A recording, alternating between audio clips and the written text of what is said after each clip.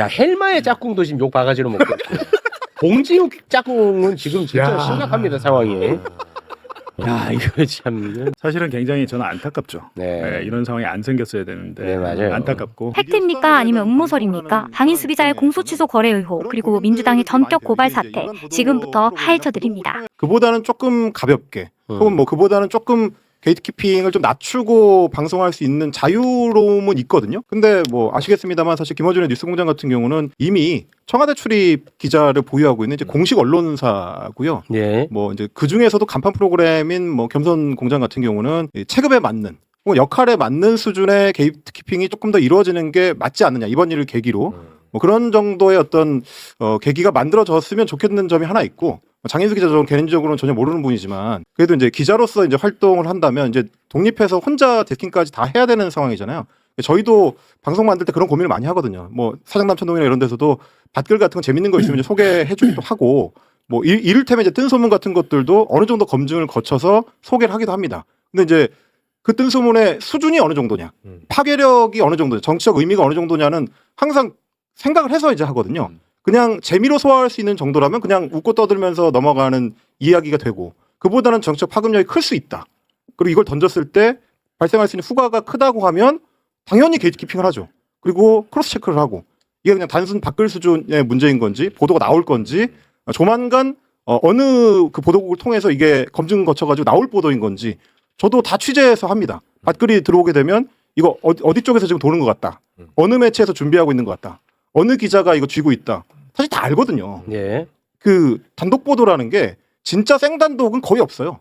다른 매체보다 조금 빠르거나 혹은 뭐 알고 있는 기자의 숫자가 좀 과소하거나 많지 않고 몇 명만 있다거나 그리고 그렇게 알고 있는 기자들이 조각조각 정보를 갖고 있거나 그 경우가 몇 개가 맞춰져서 단독이 나오는 거거든요. 네. 나만 알고 있는 완전 단독 정보는 없기 때문에 네. 그래서 크로스체크가 중요하고 그래서 게이트키핑이 중요한 건데 아마 이번 일을 거치면서 장인수 기자나 뭐 겸손공장에서도 어떤 시스템을 갖추려는 노력을 조금 더 강화하지 않을까, 해야 되지 않을까 뭐 그런 생각을 합니다. 우리 봉지욱 기자님은 뭐 네. 특수관계인이니까 본인 채널에서 그냥 알아서 소화하시는 게 좋을 것 같은데. 많은 분들이 이제 왜 말리지 않았냐 뭐 이렇게 말씀하시죠. 또 그 발언할 때 저는 같이 그날 출연을 했어요. 아 같이 네. 있었었나요? 옆자리에 앉아 있었는데 아 그랬었나? 사실은 그때 아침에 방송이 끝나고 장인수 기자랑 얘기를 좀 했어요. 아. 지금 당신이 지금 이 발언한 게 얼마나 어떻게 파장이 될지 내가 예상이 된다. 그 얘기를 해줬습니다.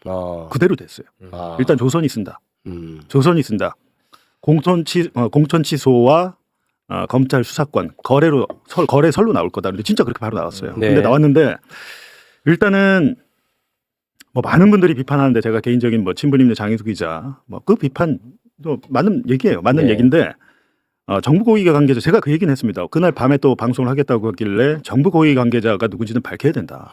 익명에서 시작해서 익명으로 끝나는 거는 그 얘기를 하지 말았어야 된다고 제가 얘기를 했는데 고민을 많이 하더라고요. 네. 근데 결국 못 밝혔는데 정부 고위 관계자가 누군지를 특정하면 제보자가 특정된다고 생각을 하는 것 같더라고요. 네. 그러니까 장 기자가 그날 한 말을 제가 나중에 다시 보니까 그 고위 관계자가 검사들에게 메시지를 전달했다고 그랬잖아요. 네. 근데 그 현장에서는 갑자기 그런 얘기를 하니까 다들 그거를 문자를 보냈구나. 그건 아니라고 하더라고요. 네, 문자를 보냈구나라고 하고 막 문자 그런 걸 설마 문자로 보낼까요? 이렇게 얘기를 하잖아요. 문자 그게 아니라 장 기자가 그렇게 표현한 이유가 제가 보기에는 만나서 얘기했다고 하면 만난 사람 몇 명 안 될 거 아닙니까? 만난 자리에서 그런 것들을 그러니까 제보자보를 위해서 그렇게 표현한 것 같은데 어찌 됐든 정부 고위 관계자가 누군지를 저는 말을 하는 게 좋겠다고 계속 했는데 본인이 네. 판단한 거고 본인 스스로도 어제 보니까 이렇게까지 파장이 커질지 예상을 못했다. 네. 그러니까 본인이 이제 경솔하게 했다라고 인정을 한 거잖아요. 네. 그러니까 비판을 하시는 거는 비판을 달게 봤대. 네. 장인수가 뭐 이재명 대통령을 모함하기 위해서 의도적으로 그랬고 뭐 김어준 뉴스공장과 사전에 알고 짜고 그랬다. 네. 이건 명백하게 네네. 허위사실입니다. 네네. 왜냐하면 제가 현장에 있었고 출연자로서 그런 질문지도 없었고 사전에 논의된 바도 없었고 공유된 바도 없었습니다. 그 정부 인사를 밝히지 않는 것, 저도 생각이 너무 같습니다. 저는 그거 본질적으로 그게 문제라고 보거든요. 그럼 밝힐 수 없다? 그러면 안 해야지. 맞아요. 예, 나도 그게 본질이라고 봐요. 예. 그런데 지금- 문제는 이게 터지고 나서 이걸 가지고 정치적으로 공격이 들어오다 보니까 제가 이제 오전에 TBS 라디오 하다가 그 검찰개혁 자문위원 최다은 변호사가 나왔는데 이제 막 보안 수사권을 이야기하기 시작했대요. 여태까지 안 한 거죠. 검찰개혁 자문단에서 그리고 그 자문단 위원장 사퇴하셨잖아요. 박찬웅 교수 네, 사퇴하고 했는데 네. 어찌 됐든 지금 보안 사건을 논의해서 공소장 뭐 설치법이나 이런 걸 같이 하고 보안 사건을 다음에 한다는 게 지금 법무부의 생각인 것 같은데 이게 엇박자가 납니다. 안 맞아요. 사람들이 생각하는 건 보안 수사권 주냐 안 주냐 요거만 관심이 있지. 맞습니다. 디테일하게는 그게 관심이 없는데 이제 논의를 뭐 시작한다고 그러는데 문제는 그 거래설이 터지고 나서 모든 게 중단됐다고 합니다.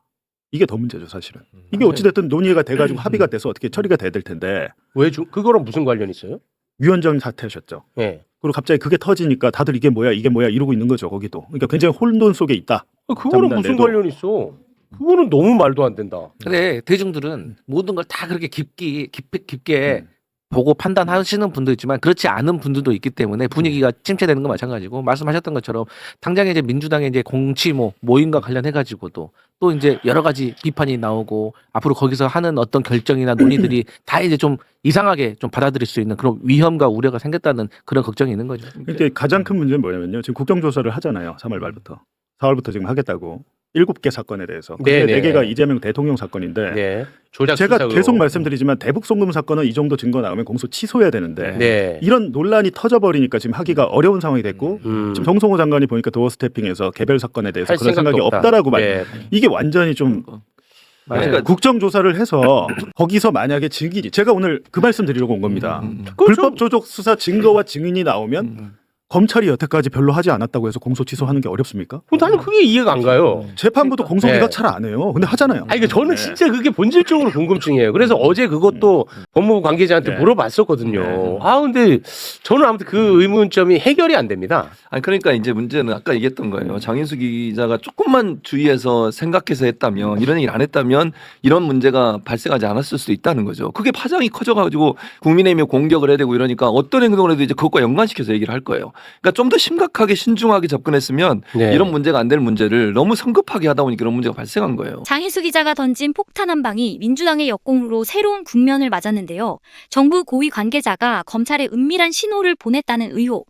정청래 대표는 즉각 반격에 나섰죠. 뜬금없는 괴담이라며 법적 대응을 선언한 겁니다. 검증도 확인도 없는 폭로로 정부 명예를 훼손했다는 비판이 쏟아지는 가운데 많은 의문이 남습니다.